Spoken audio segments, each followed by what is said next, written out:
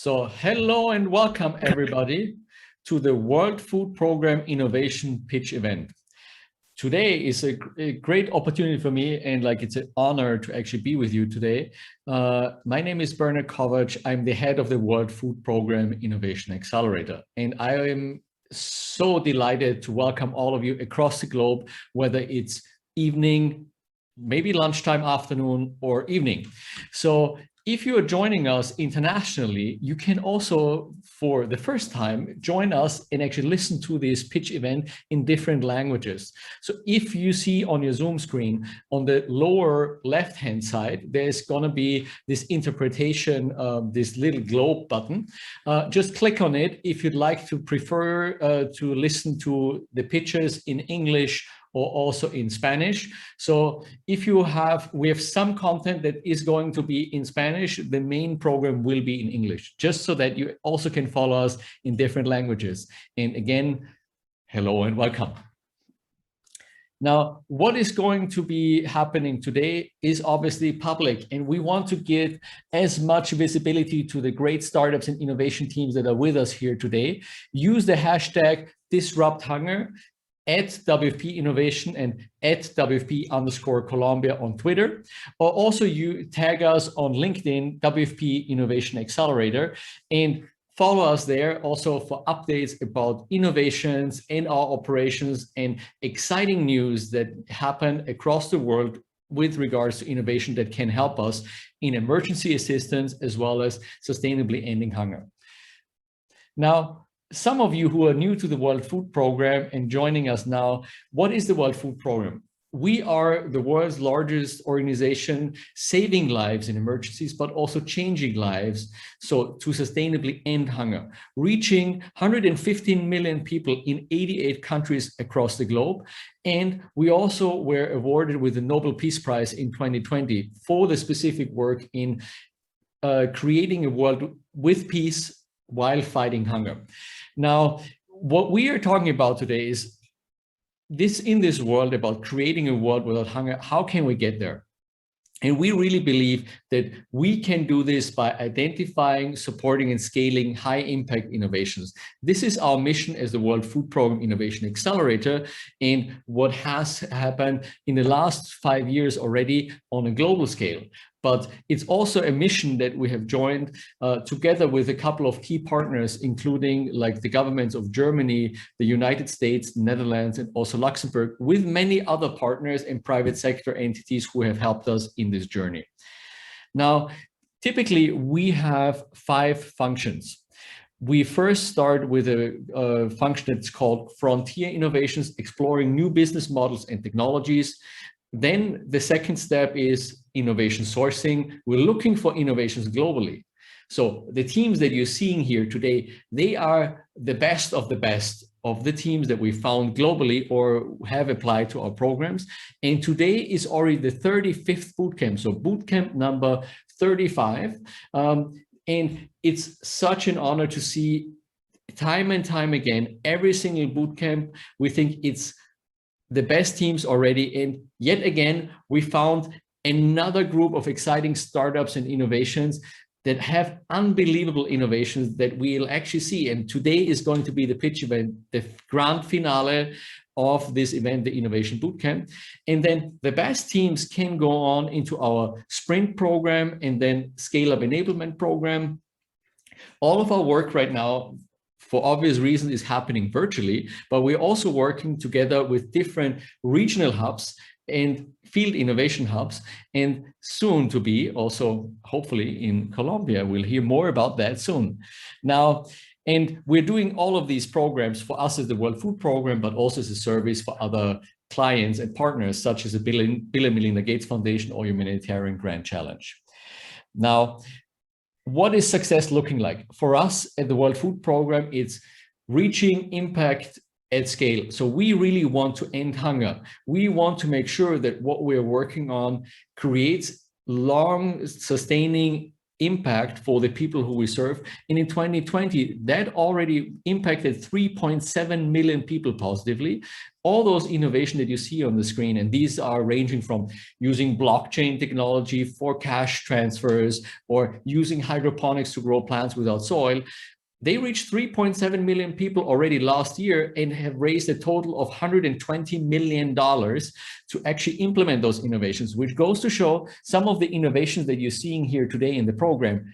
I'm sure they will be the next to actually reach that level of scale. And just as an inspiration, any of those innovations could be as successful as Share the Meal, the World Food Programme's fundraising app that has now raised 100 million meals, which is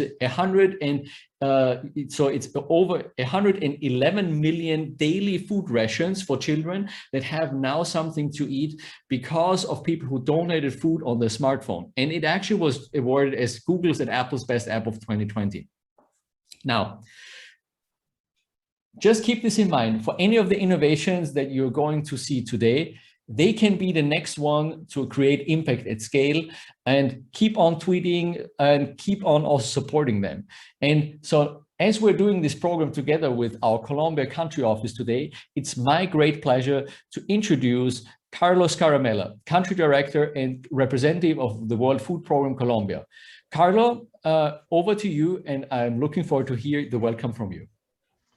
Bernard, many thanks. We are, and I am personally really delighted to see this happening. It's the result, a first very tangible result of the ongoing collaboration between the country office of Colombia and the WFP Innovation Acceleration team in Munich.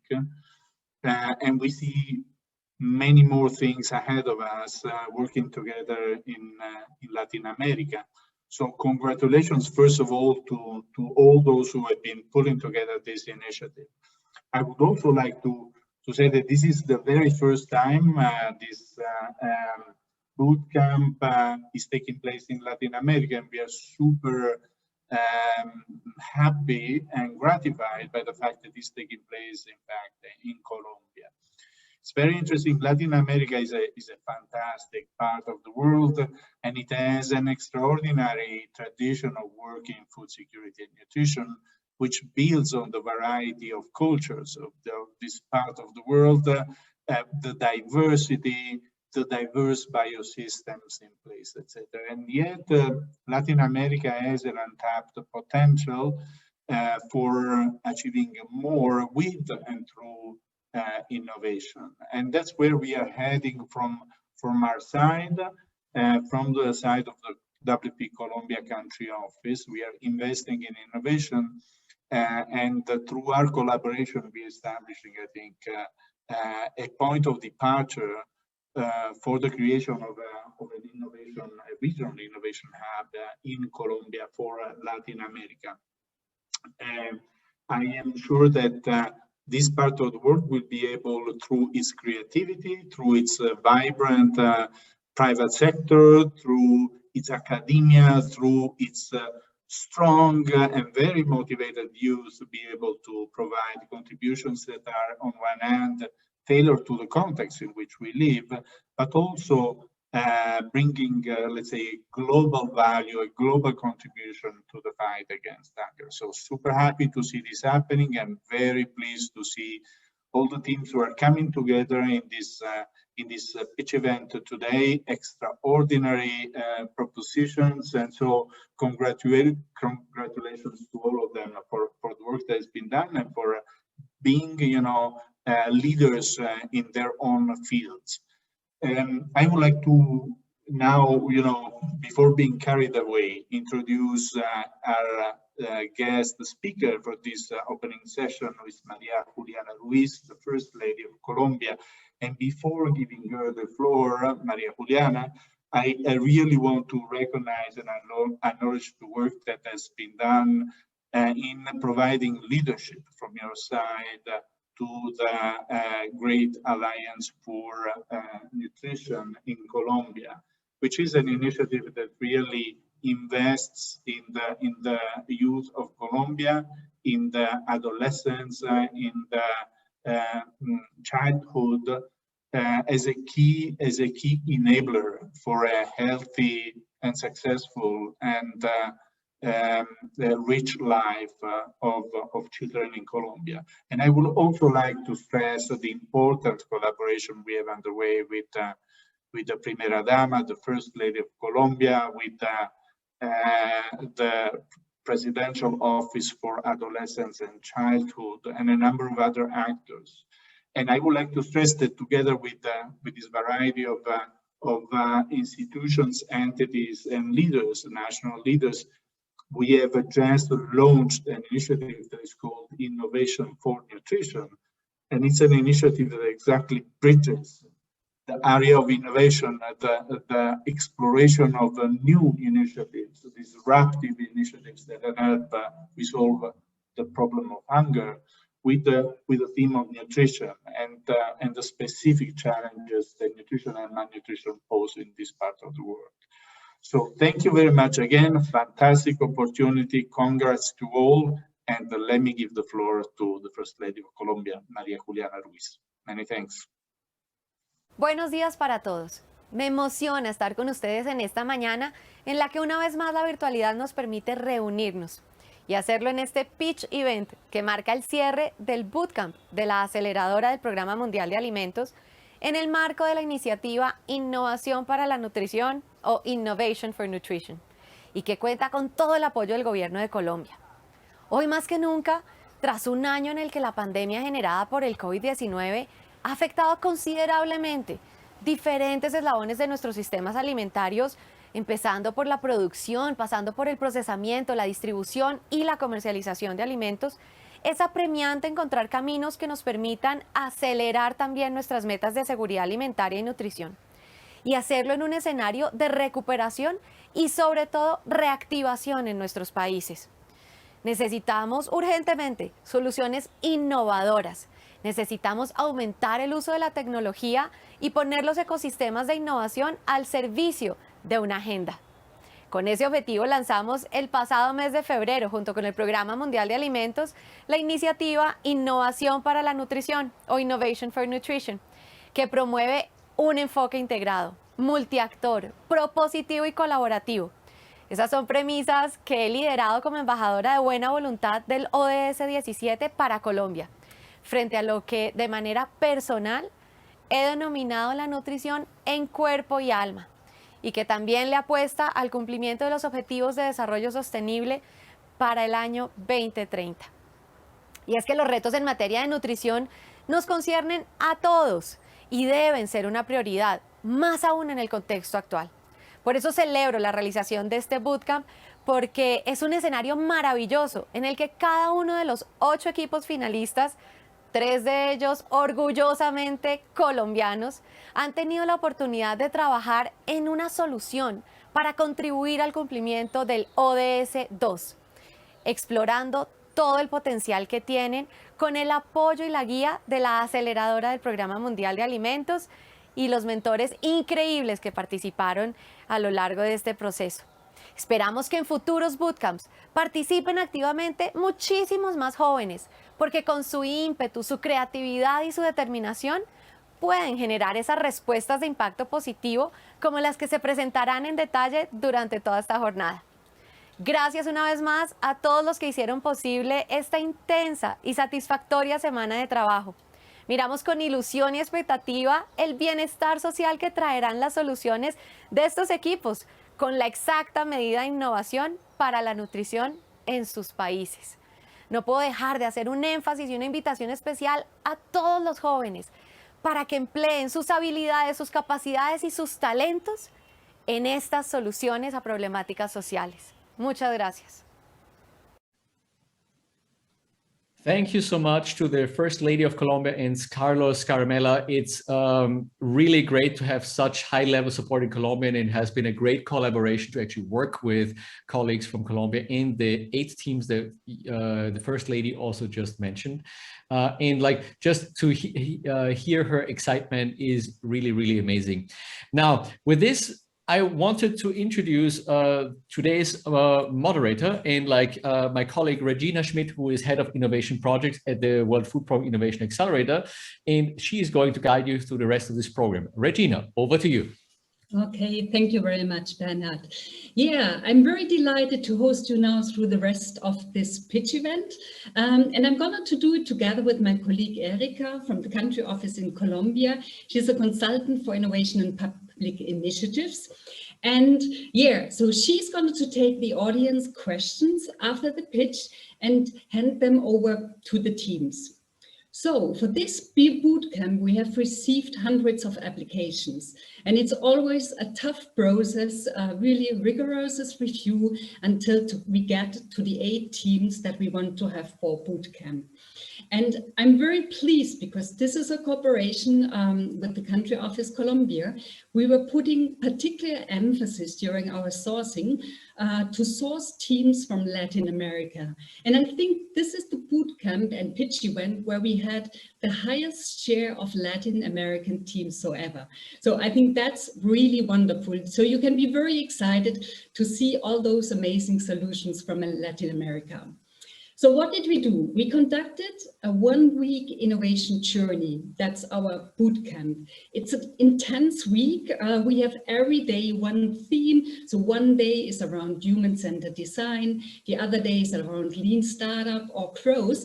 It's very heavy. We have plenary sessions, group work, mentor sessions, but it's very exciting and everybody is really enjoying it. And today you will hear what those 8 teams, how they have evolved during that week and where they are and where they want to go. So what to expect? We're going to have 8 pitches. We have 4 pitches first, so that's the first half. Then we have a virtual fireside chat where we have 2 very distinguished speakers. And afterwards, we have the second 4 pitches. So how does it work? Each pitcher has 3 minutes, 3 minutes sharp. So this is really like a quick fire where they focus on key messages. Afterwards, there is a Q&A session up to 2 minutes. So if you look at the bottom of your screen, you have a small icon, which is Q&A. So if you have any question to the team, just pop it in there. If you see some other questions which you're very interested in, you can also vote them. So Erika then is afterwards picking the one which got the highest scores and hands it over to the team. Good. Yeah, now we're going to start with the first 4 pitches. And I'm very pleased to welcome the first pitcher, who is Tarini from the Concept Insights team. This is a team from the US working in the Republic of Congo. Tarini, the floor is yours. Thank you, Regina, and thank you for having us here today. Data has a human cost. The ODI estimates that there could be an additional 350 million people living in poverty, and we don't know where they are. We don't know whether they go to school or have enough to eat, and this means we can't effectively tackle global poverty. We've seen this human cost vividly in our bootcamp in the Republic of Congo. Right now, 1 in 12 people in the Congo are being fed by the WFP. From the resources that people have access to through cash transfers to what their children are being fed, crucial decisions are being made on irregular and expensive data that costs nearly $10 a data point, with consultants often traveling to remote areas via flooded rivers to collect it. Data poverty exacerbates human poverty. Good intelligence should help spot problems before they're problems. That's where we come in. Context can surface local intelligence to bridge the gaps for WFP and others operating in austere environments. Through crowdsourcing price and FX data, we can better capture shocks like drought, COVID, or inflation. We do this fast, we can get it to scale, and we're affordable. So how does it work? Our platform rewards the creativity and intelligence of locals on the ground. First, we reach people through SMS and social media. Second, we ask them to predict the price of commodities like maize 2 weeks or 1 month into the future. We pay them an airtime for their response. Third, we use machine learning to identify top forecasters and overweight them in our model. Context is unique because we get better with time and reward all stakeholders. Forecasters get rewarded for their insight, make more predictions, and earn higher rewards. Our models get better signals from the forecasts and build a unique data set. Now, we're not just saying this, we've done it. In past pilots, we've proven that we are efficient, generating forecasts at 100th the cost of traditional data, scalable with a forecaster network of over 25,000 in East Africa, accurate with 85% accuracy in predicting next month's maize price, and global. We forecasted the largest FX move in a decade in Pakistan with 99% accuracy. Our WFP counterpart Isa said, if we can make it work in the Congo, we can make it work anywhere. So we went to work. Just during the 1-week bootcamp, we generated over 100 forecasts at 90% lower cost. Let's put that cost saving in perspective. With the cost saved of every data point that Context produces in the Congo, the WFP can feed 80 more children. Our initial work was funded by and based at MIT, and with depth of expertise in data science, commodity pricing, and social impact, our team is right for the job. Our goal is to collect price and FX data, which emerged as 2 economic indicators with immediate impact for WFP, $200,000 to support a year of data collection, access to in-country networks to develop a forecaster system, and feedback so we can better address your challenges. Your support can help us get to scale, build a track record in live operations, and show value to the private sector, which will make our business more sustainable over the long term. We want to thank the WFP for this opportunity and Xavier for their time over the past week, and we hope that we can live up to what you've already invested in us so far. Thank you. Thank you very much, Tarini. This was a very great start. Thank you very much. You know, I really love the idea of your platform, how you reward the creativity and the intelligence of locals on the ground. That's just amazing. So very well done. So now, Erica, what is the questions for Tarini on Context Insights? Thank you, Regina. Tarini, the question is the following. How do you keep the network of forecasters engaged over time? That's a really good question. And one of the things that makes Context unique is that we're quite a sticky platform. So forecasters are rewarded for simply participating. And then those who have the most accurate forecasts are given higher rewards more consistently over time. So it can actually become a supplementary income generation stream. And we found that people will stay on the platform and continue to engage with it based on that. Wow, sounds super impressive. Thank you. Back to you, Regina. Okay, perfect. No, very interesting. Thank you very much, Tarini. So we are moving to the second picture, and this is Joshua from the Living Water System, who is working together with UNHRD on this proposal. So Joshua, over to you. Thanks so much for the introduction, Regina. Hi, we're Living Water Systems, and it's a real pleasure to be here. Today, we're going to be showing you what a new era of sustainable water provision looks like. So if you're like us and you're watching this right now, access to clean water might just be a quick tap or bottle away. However, for the many millions of people living in off-grid settlements, the daily collection water challenges are quite different. When our teams first encountered refugee sites in South Asia, we came across this recurring sight. Tens of thousands housed in these cramped relief shelters, thousands upon thousands of them, each one of them lacking the most basic access to water. So at Living Waters, we thought, couldn't we just use those relief shelters, capture all the rainfall that fell on them, and then preserve that water for whenever a family might need it? It was on the back of this simple thought that we devised our Living Water Systems. At Living Waters, we produced the world's first mass-produced suite of portable rainwater harvesting guttering units. Our units are highly durable, lasting 3 to 8 years at minimum, even in severe weathering, are extremely versatile, and can be used on most of the housing in common use in refugee camps, especially the less durable relief tents you see pictured here. And what's more, the entire unit fits inside a student backpack. Weighing less than 5 pounds, its lightweight portability rendered it particularly essential in a time of crisis. After unboxing, simply toss it over and tie it in place in no more than 15 minutes. Living Water Systems work on the many millions of pitched housing in the global refugee and off-grid market. In such areas pictured here with 60 centimeters or more of annual rainfall, our solution can provide over 50% of the UN's recommendations for a family. Our current $60 price point also affords massive cost savings to the nonprofits that we serve, many of whom are facing budget shortfalls in the wake of COVID-19. In a modest-sized settlement of about 30,000 individuals, water will be delivered one of two ways. One, it's trucked in at long distance to the camp itself, or it's generated by pumping it out of the ground and through the provision of bore well drilling. Both methods are prohibitively expensive and represent annual capex to the tune of several millions of dollars. By supplementing these with a living water solution, we can save a nonprofit on average over $1.6 million in just the first few years of implementation. So recently, we had the privilege of running consumer surveys across 7 villages in Rajasthan, India, with the help of 4 nonprofits, and as well as test our first iteration prototypes on some of the shanty housing in the local vicinity.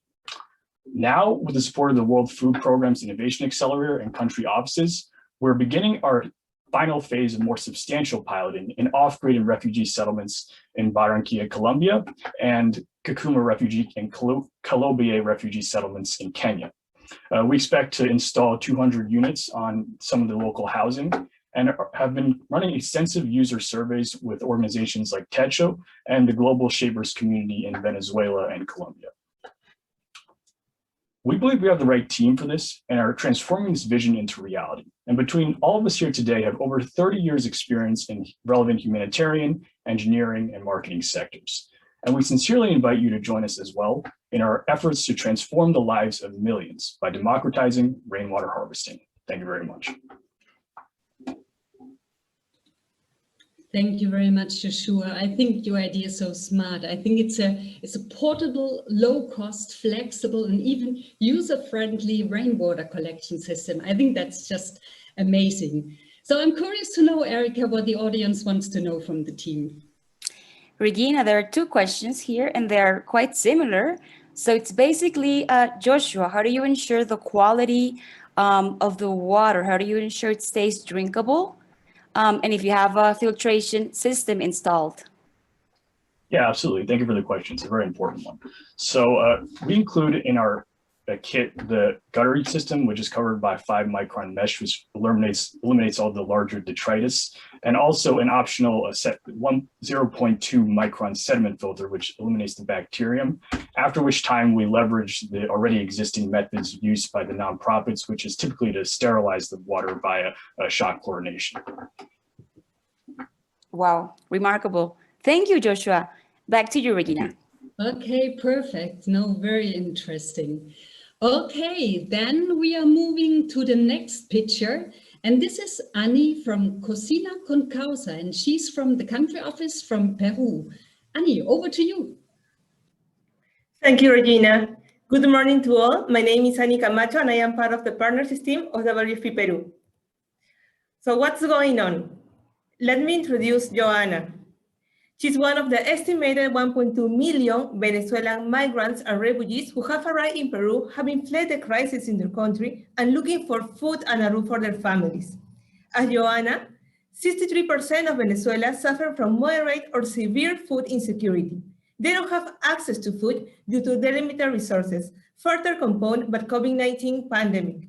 She is a mother of 2, trying to make the most of the family income to protect her children from anemia, but she doesn't know how. Every day, she tries to prepare healthy meals at low cost, but the different name for food in this new culture, but hard to understand nutritional guidance, leave her with so many questions. Joanna and her children are important to us, so we want to become her family nutritionist, an app that allows her to access on-demand, easy to understand information about healthy eating habits and local nutritious foods. So how does it work? Joanna registers in the app, completing a survey about her family's situation. We now know she has 2 children with anemia and allocates $50 for their weekly meals. We can then identify that she needs to prepare food rich in iron. Now we provide advice to reduce anemia in this new cultural context. Our app has 3 powerful benefits. It's customized. We give specific advice based on her needs. It's actionable. Now she buys iron-rich food at low cost. And it is supportive. Joanna and her family are not alone anymore. Through the app, they improve their eating habits and nutrition. And what's our story? Cocina con Causa allows us to create different products to promote good nutrition. results of TV show estimated 1.5 million people try to change their eating habits. Through our cash-based projects targeting Venezuelan migrants and refugees, we launched a hub to connect with our beneficiaries and have learned that they want to improve their nutrition. Now we aim at creating an app to deliver customized information to improve healthy eating habits. So first we will focus on migrants and refugees. Then we will align the app, align with national policies in order to respond to high infant anemia and growing child overweight and obesity. This is us. We combine our experiences to create powerful solutions on the people who need it most, building on the lessons learned and evidence generated by WFP Peru programs. This is why we need financial support to design, develop, and test the app to fit nutrition in the life of vulnerable populations. We want to invite you to join us to our mission to improve Venezuelan migrants and refugees' habits and nutrition in Peru. Thank you. Thank you very much, Annie. Well done. I really like this expression, feminist nutritionist. I think that's very nice. And I think the app is just amazing. It gives migrants from Venezuela the information about healthy eating habits, local nutritious food, but in a very easy, understandable way. I think that's just amazing. So, Erika, which question do you have for the team? It's quite tough here. Everybody's sort of voting last minute. So, okay. Any plan to integrate with an app like Dalili so that you can then link users as to where to buy these items at a nearby shop for the best value? So our app is focused in creating messages to give advices to people. It's more than like incrementing, adding some kind of value and empowering them to know how kind of food they can eat. More than deciding how to, we just have to focus in what they can eat in order to improve their eating habits. And also at low cost, that is really important, near their house and their home. So we want to focus them in what district they are living, and we can give them some ideas where they can buy the food at low cost. That's super clear. Terrific, Annie. Thank you. Back to you, Regina. Thank you. Okay, perfect. No, thank you very much for the information, Annie. Yeah, great. Then we are moving to another amazing Latin American team. And I'm handing over now to Rudy, who is the founder of Jetly. Rudy, the microphone is yours. Hello, everyone. My name is Rudy Rocart, and I'm the founder of Jetly. Raised in Port-au-Prince, Haiti, with my brother and sister, I knew firsthand the value of remittances. I was raised by my tante Didi and my dad. My mom, she sacrificed. She worked in New York as a nurse to provide us a better future. Every month, she would send us money to pay for our school and our daily life necessities. After graduating high school and moving to the States, I realized how expensive it is to send money.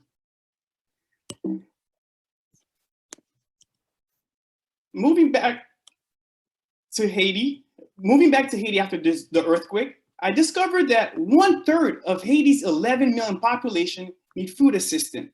And this is due to poor ag sector and high inflation.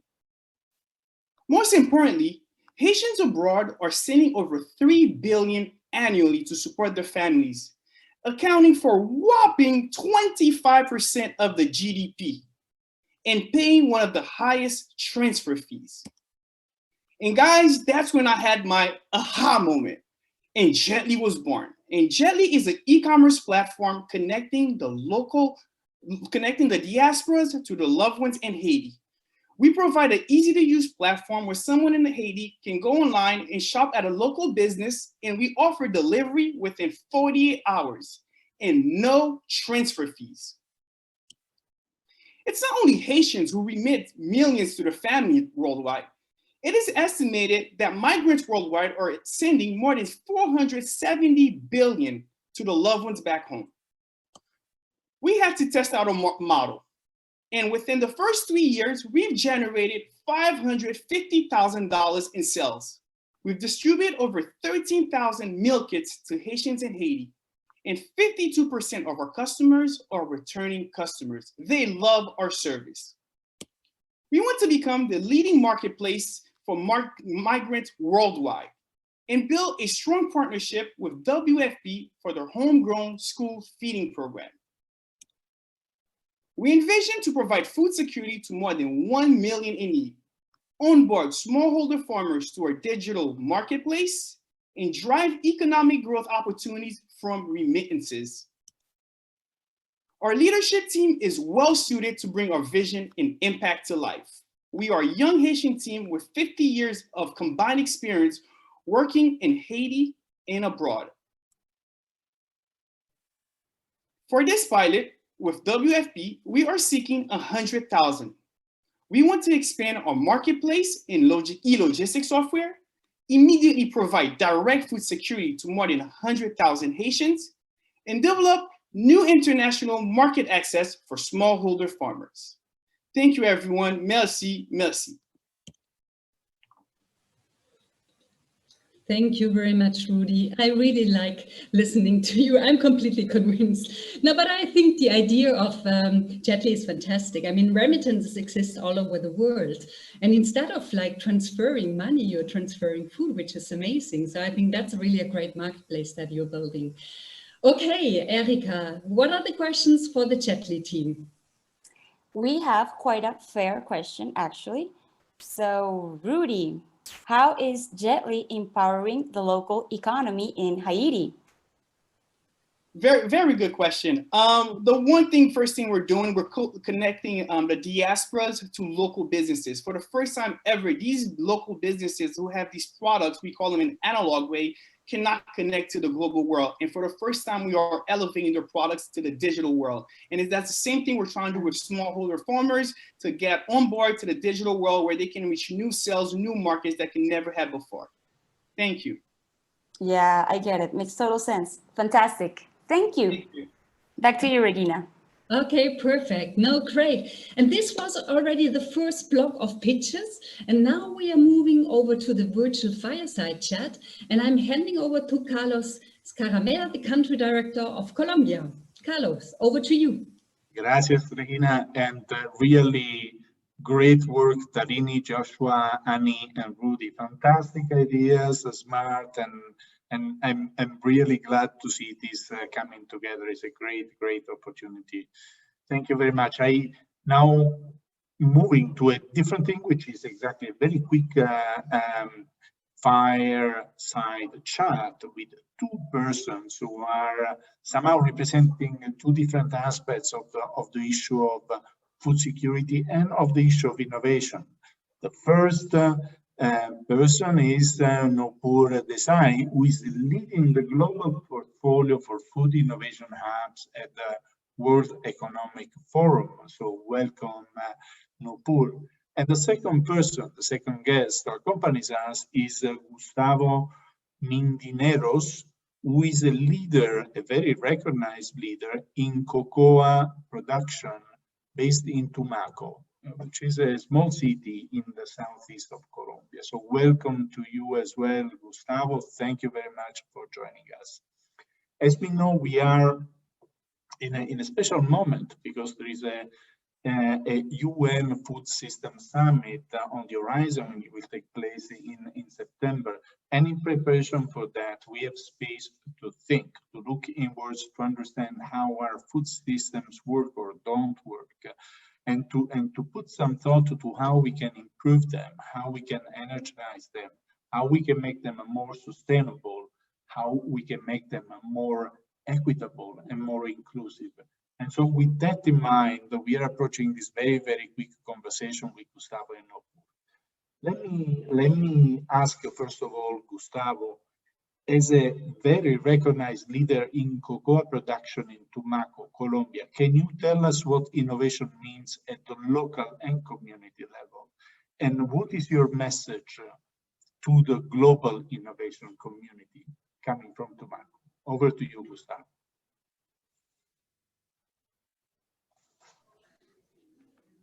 Bueno, muchas gracias, Carlos. Un saludo a todos y todas las participantes y los organizadores del foro. Para nosotros, desde esta zona, la innovación social son todas esas acciones que nos han permitido generar fortalecimiento de los atributos a los productos, especialmente al cacao, para que estos excedentes productivos se puedan insertar a los mercados globales, pero también en los mercados, especialmente en los mercados diferenciales.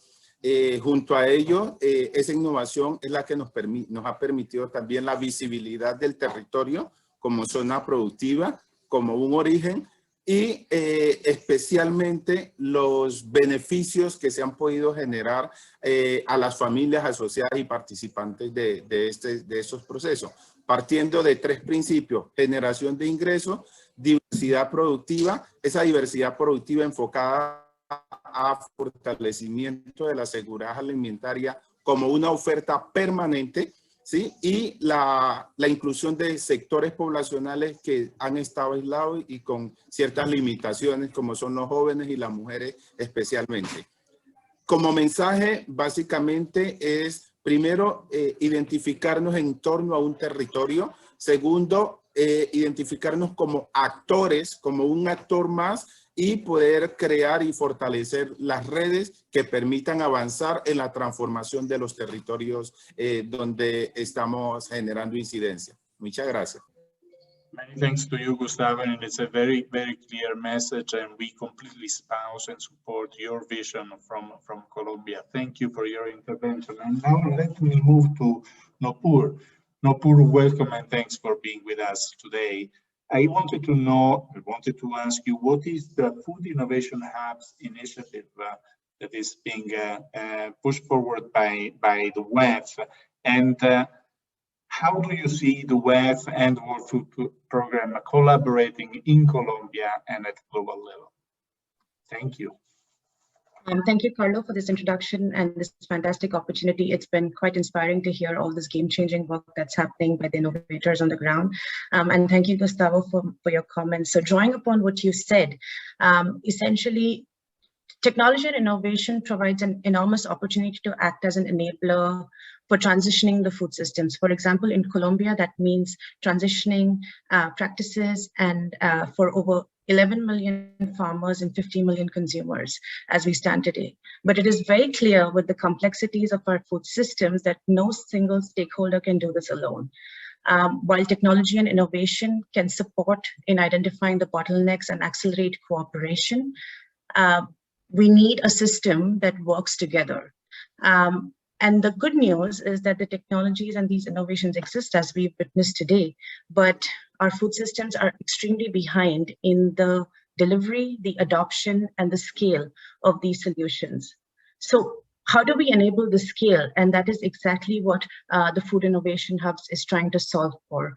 Our approach is to take an ecosystem view to move beyond specific technologies, initiatives, or stakeholders, and bring all the actors under one platform to drive a neutral and pre-competitive way of working, and to take a deliberate and coordinated effort towards developing an innovation ecosystem that allows for improving investments, creating the policy incentives, building capacity, and developing the smart partnerships that will allow for these solutions to scale. What is critical for the hubs to work is that it is embedded locally, it creates local opportunities, and it solves for solutions that are local, which is where I think partners like the World Food Program are very critical. For example, in Colombia, we're working to see how we can solve for fundamental issues in the food systems, whether that's sustainable production and consumption, market logistics, nutrition, information access, and how can we enable that neutrality. So where the World Food Program and partners such as yours come into play, and we think are extremely important, is to draw upon your expertise, to find the right initiatives, the right opportunities, to make sure that these hubs are locally rooted, to enable them to be actionable, and most importantly, useful for the country that they are working in, including in Colombia. From where I'm sitting, one of the most powerful contributions of the hubs could be to link those with innovation to those who need it, to those who might finance it, and to those who might scale it. But this is something that will require collective power and collective co-creation from different stakeholders within the food systems. And at this point, I invite everyone to join us in this journey as we try to create an initiative that will deliver on the promise of innovation. Thank you, Carlo. Thank you very much, Nicole, for your words, for your thoughts. I think we had a sort of a super concentrated exchange of ideas that, however, give us exactly an example of how we need to relate the different parts of the ecosystems in the food area, but also globally looking at innovation. So thank you very much for the community perspective and for the global perspective. And I am very pleased to say that in Colombia, we are going to be working and articulating our work exactly at the two different levels. And we are going to be, taking the challenge of ensuring complementarity and coherence between these levels and these models. We count on your collaboration and support. And in that context, I just wanted to mention that exactly one of the first steps we are going to take is establishing an innovation hub and lab in Colombia to make sure that we can create this connect between different universes, different issues and different challenges, with the idea of contributing to promoting to food systems and solutions that are more inclusive, that are more equitable, that build on the extraordinary diversity and the great potential of Colombian communities and of Latin American communities. So that's for us the next step. In that context, we also plan to tighten up our collaboration with the web. So thank you very much for your contribution. Very rich, very interesting, very stimulating. And Regina, I am passing over to you again. Thank you very much. Perfect. Yeah, thank you very much, Gustavo, and thank you very much, Nupur. I think that was there's a lot happening in Colombia, and it was very interesting to get this local view, but also much more from a global world economic view perspective. I think very nice. So, are you ready for the next 4 pitches? We still have 4 pitches, and I'm very, very pleased now to introduce you now to the next Colombian pitcher, Jorge from Eat Cloud. Jorge, the microphone is yours. Thank you, Regina. And how many times have you said, I'm starving? For this kid is not just an expression. 1/3 of all the food produced in the world is thrown away, while 1 in 9 people go to bed hungry. This costs the industry $1 trillion a year, and the environment even more. I'm Jorge, and with my team, we've been working for the food industry for 20 years, automating core processes on the sales side. And a few years ago, we saw the other side of the coin. We saw how, where, when, and why unsold food ended up in the wrong side of the picture. This inspired us to create a powerful tool to help the industry to manage unsold food while generating triple impact.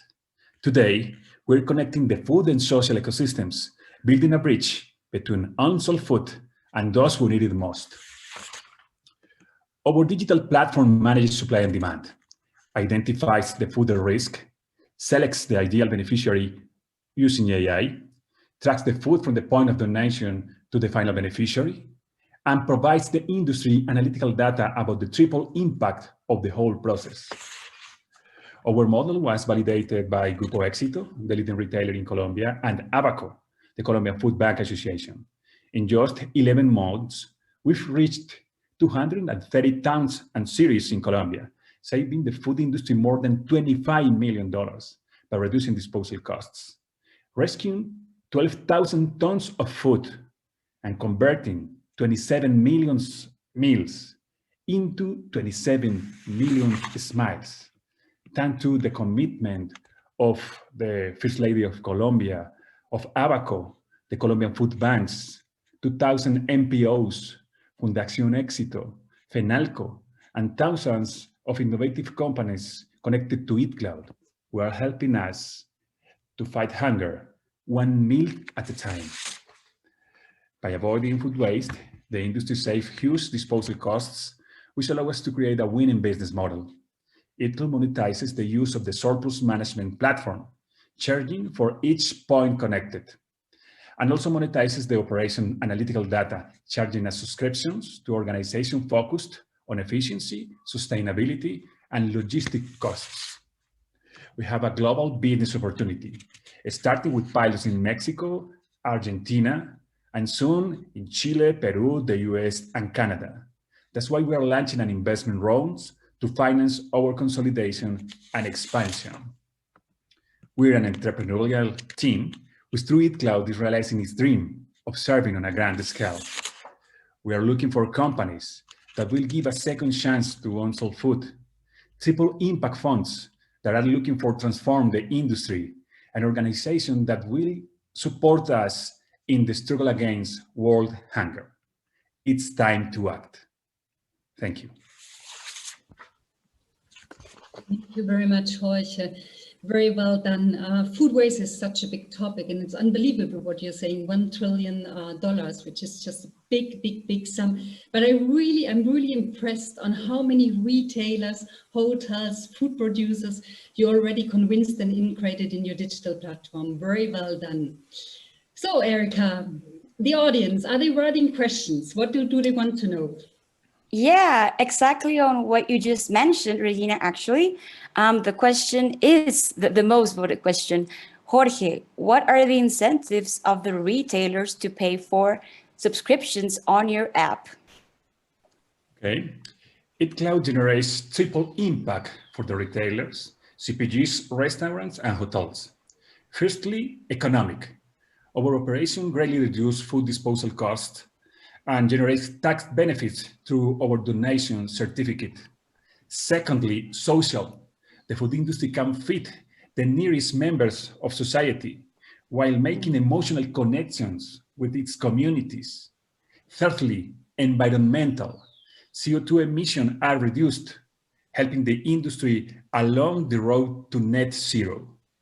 And finally, through EatCloud, the industry can know in real time the economic, social, and environmental impact of the food rescue operation, streamlining its internal processes, supporting its strategies, and allow it to create empathy with its communities. Sounds quite striking. Thank you, Jorge. Back to you, Regina. Okay, perfect. No, very informative. Thank you very much, Jorge. Now we are moving to the next Colombian presenter, and this is Claudia from the country office in Colombia, and the project is Ancestral Markets. Claudia, over to you.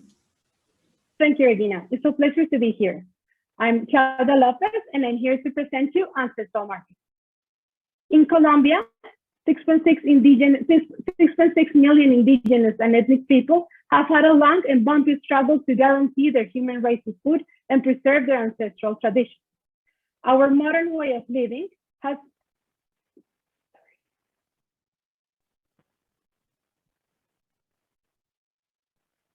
reduced food markets to places that only care about money, homogenizing culture and what we eat.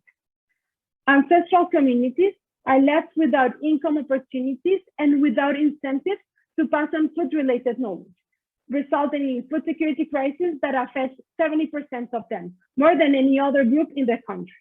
The irony is that we, the so-called modern ones, have not realized that we are searching for more. We are searching for diversity, experience, and even justice. Just look at the online trends, and you will see chefs showcasing exotic foods and influencers selling all sorts of ancestral-inspired products. But how do we connect this to reality? Well, with the power of the internet.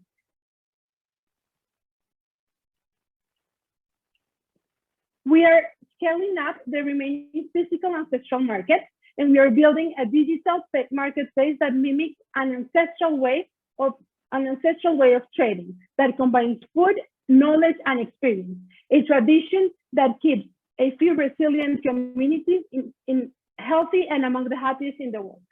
But how exactly does it work?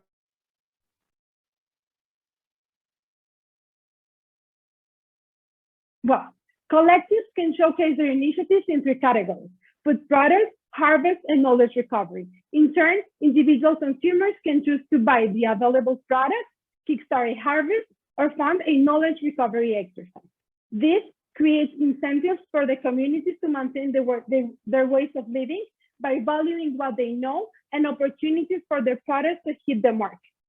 Our team is composed by Margalida, Damian, and me, 3 WFP officers with more than 10 years of experience in the areas of nutrition, livelihood, and ancestral knowledge. And Juliana from the private sector, who has spent the last 3 years building technology directly with remote communities and jumping the initial gaps of logistics and communication. We hope you join us by funding the first version of the online market, of the online ancestral market. We are asking for $150,000 to build and test a digital prototype in the 7 key regions in Colombia facing this crisis. We have already identified 33 women and youth-led initiatives in this territory. With your support, we aim to prove that by combining products and knowledge in one marketplace, we can create sufficient demand to contribute to alleviate food insecurity while keeping alive the rich experiences that makes us human. Thank you very much. Thank you very much, Claudia. These are 2 very important problems that you're tackling. On the one hand, you have the indigenous community who who don't have income opportunities from the traditional produce. And the other hand, we're really losing, or there's the risk of losing all these ancestral traditions. Very interesting, this concept of a marketplace. So Erica, what does the audience want to know? We have one question. So Claudia, how do you plan to target users in the city? What will be your main communication channels? Well, thank you, Erica. This is a very interesting question. So we have our target are consumers that are interested in and have a consciousness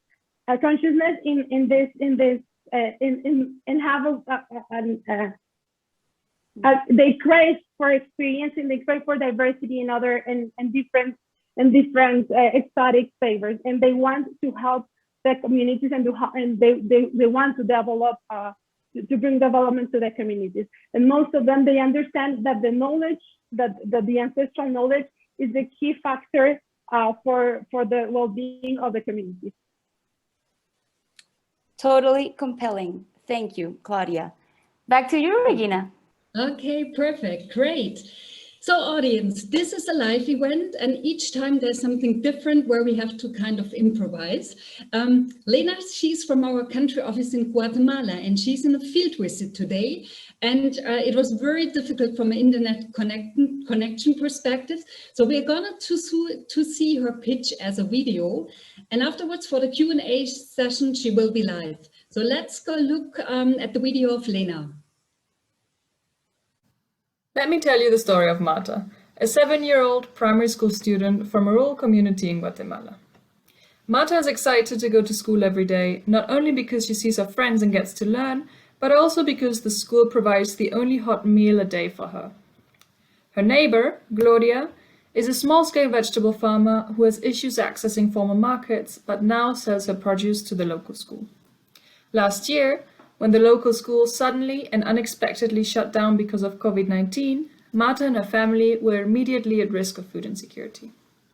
Like Marta, there are over 2.5 million students whose food security and nutrition depends directly on the school meals program. And like Gloria, there are over 30,000 family farmers with the potential to sell to schools, but who are currently unable to because of the lack of a mechanism to link family farmers to schools and trace purchases back to producers. In order to keep the school meals program running during COVID-19, my team and I developed a low-cost mobile application to supply students like Marta with locally grown produce from family farmers like Gloria. And here's how it works. Parent committees responsible for the meal planning and food purchasing can now register all information related to purchases made for school meals, identify family farmers to schools source meals from, and keep track of available funds digitally. With these features, parent committees save time, money, and access and provide all necessary records for more quickly and easily. After launching the solution last year, We were overwhelmed by the response, and immediately, with only a few days, we had over 28,000 users, and schools were able to use technology for the first time in many areas. With this amazing response, our users have proven that this is a solution which is needed, that it works, and we now want to strengthen the main offering of our solution, which is to link schools to family farmers and improve the traceability of these transactions. Based on feedback from our users, we now want to add features to our solutions that will empower parent committees to make calculations and plan their demand for food, increase purchases from family farmers such as Gloria by making them faster and easier, and improve the quality of products through a rate feature and therefore ensure better nutrition for students like Marta. We are looking for $150,000 to add all of these features and implement the solution in diverse cultural and linguistic contexts across Guatemala to make sure that this will work in the long term and nationwide. In the World Food Program in Guatemala, we have an amazing team with all the profiles and attitudes needed for a challenge like this, including a nutritionist, a process analyst, an electronic engineer, and a program officer like myself. So please join us on our mission to keep supporting Marta to consume nutritious and locally procured food, reducing malnutrition in over 2.5 million students just like her across Guatemala. Thank you. Okay, thank you very much, Lena. Now it was a great video.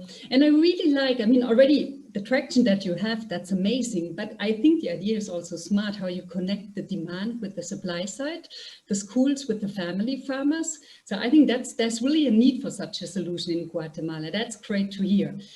So Erica, any question for the team? I'm checking if we have any questions. So what is happening with the audience? Where are the questions? There are still 2 seconds for questions. Yeah, okay. We just got one question. So will this be supported by WFP or is there other income sources? And I can just throw in the other one. What is the sustainability of the solution? Will WFP run it forever? Sure, great question, and thank you very much. And first of all, greetings from the community of Gloria. So the first question, and it's not only WFP funding, but it's also from the beginning, we have a very strong partnership with the Ministry of Education, and they're actually co-financing the use and the scale of this application.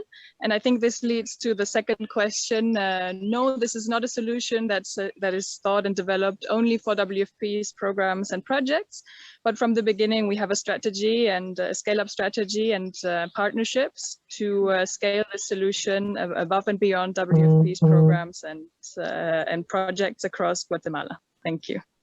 Sounds excellent, Lena. Thank you and welcome back live. Back to you, Regina. Okay, perfect. So audience, this is the last opportunity to ask any question because we have the last team. And this is an amazing, really Latin American team with people from Venezuela, Cuba, Brazil, Colombia, so quite international. And I'm handing over to Enrique from Dignif AI. Enrique, over to you. Thank you, Regina, very much. And hello to everybody. So Dignify is a startup that was established as a direct response to the Venezuelan migration crisis, which is the second largest in the world, having displaced nearly 6 million people, most of them permanently. It is also known as the forgotten crisis, given it has received less than its fair share of international support. As an example, for every displaced Syrian, over $3,000 have been spent in international aid. And for every displaced Venezuelan, less than $300. This disparity is even more concerning when understanding that European recipient countries are significantly wealthier than South American countries, who now find themselves desperate for private sector participation to help integrate this new population, the majority of which are just looking for jobs and opportunities to provide for their families. The consequences of not doing more are already being felt, with more than 3 million migrants outside their region's formal markets and thousands being swept into illicit activities. Dignify is responding directly to this challenge by operating a work-study business that creates temporary work opportunities and upskill content as a way of springboarding the labor integration options for the most vulnerable migrant and host communities affected by this crisis. To create work, Dignify as a business offers outsourcing services of data annotation to companies that require machine learning dataset training, which we then pass on as temporary work. Our growth opportunity here comes from focusing on language data annotation in Spanish and Portuguese, which is a specific vertical that is fast growing and is largely untouched by established competitors. And it is a strategy that has already started to generate early traction for us from B2B international clients. Now for the study component, Dignify is now developing its first curriculums together with multiple partners that include content on digital skills, online gig economy competencies, and industry-specific certifications, which the workforce will complete while doing the data annotation work.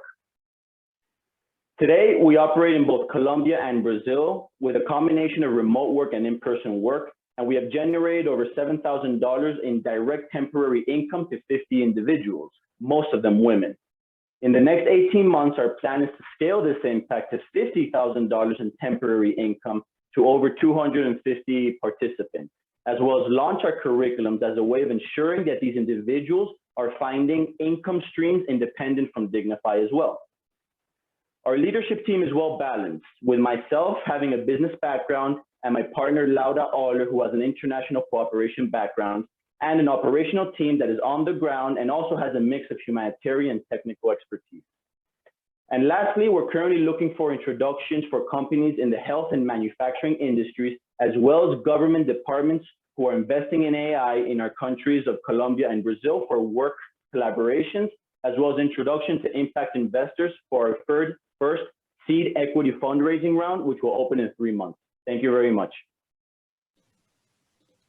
Thank you very much, Enrique. Great picture. And I think the potential of your project for migrants is just amazing. I mean, migrant work really can help us to upskill, to build IT skills, and on the other hand, to gain a sustainable income. I think that's just amazing. So, Erica, pretty much the last question. That's right. And we got a couple of questions, actually. So I'm going to go with the first and most voted. How does Dignify ensure the financial sustainability of the initiative? Over to you, Enrique. Thank you, Erika. One of my favorite questions. So Dignify is established as a for-profit startup because we believe that the efficient use of resources is the long-term solution for an initiative of grand and long-term scale.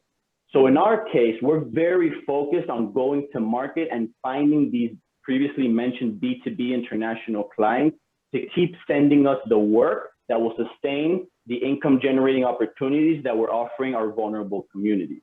So along with the impact metrics, we always maintain key business commercial metrics to make sure that the service we're doing is good, to beef up our operations, and to do business development.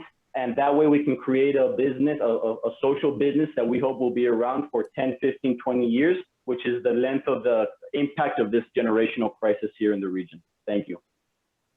Really magnificent, Enrique. Thank you. Back to you, Regina. Okay, perfect. Audience, so these were amazing 8 pitches. And I know now there are 181 people asking themselves, how can we get involved with the teams?